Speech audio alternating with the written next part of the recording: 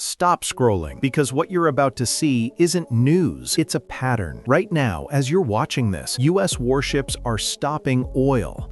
Markets are screaming something is wrong, and Russia is smiling while loading the board. And here's the scary part. Every major collapse in history looked exactly like this in the beginning. Stay till the end, because the final 2 minutes explain why 2025 might be remembered as the year the global order cracked. Don't blink. This isn't background noise. This is the warning shot. This has happened before. Every time the world has tipped into chaos, it didn't start with bombs. It started with oil, with markets acting strange, with leaders saying everything is under control. And right now, all three are happening at once. But before you assume this is just another headline cycle, you need to understand what the US Navy just did and why it has nothing to do with Venezuela and everything to do with power. The US Navy and the oil blockade. Officially, the story sounds simple. The US Navy is intercepting oil tankers linked to Venezuela. Sanctions enforcement, law and order, routine geopolitics. But geopolitics is never routine, because when a navy stops oil, that's not diplomacy, that's economic warfare. Oil is not just fuel, it's leverage, it's control over inflation, industry, elections, and survival. And here's what most people miss. This isn't about one country, it's about sending a message to every oil producer watching. We decide who moves energy. We decide who gets paid. We decide the rules. This is power projection without firing a missile, and every global power noticed. Here's where things get uncomfortable, because markets don't panic over headlines, they panic over what's coming next. Gold just smashed record highs, silver followed like it knows something you don't, and metals don't move like this for fun. They move when wars are priced in, supply chains feel fragile, trust in stability collapses. This isn't optimism, this is fear with a calculator. Smart money isn't asking, will something happen? It's asking, how bad will it be? And when money runs toward metal, it's because it's running away from governments. But markets are only reacting to something bigger, and that brings us to Russia. Russia's message right now is peaceful. No plans to attack NATO.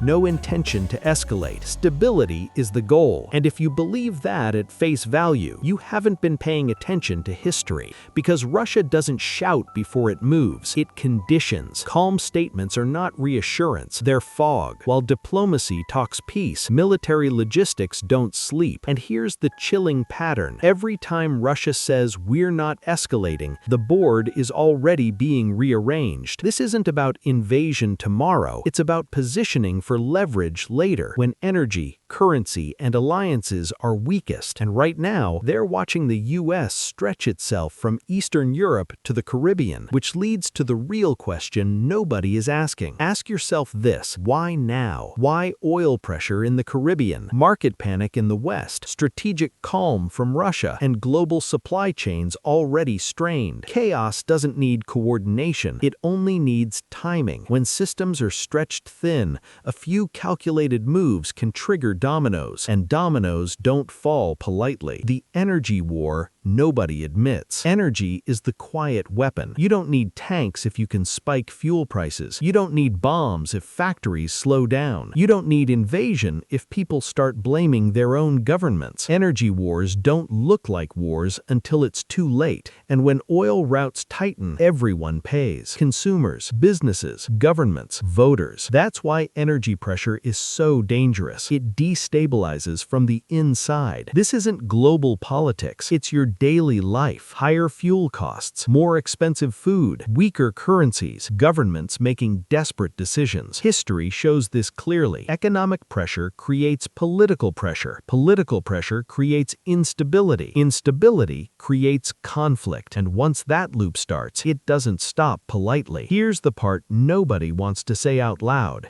The old global order was built on cheap energy, stable trade, clear power hierarchies. All three are breaking. This isn't one crisis, it's multiple systems failing at the same time.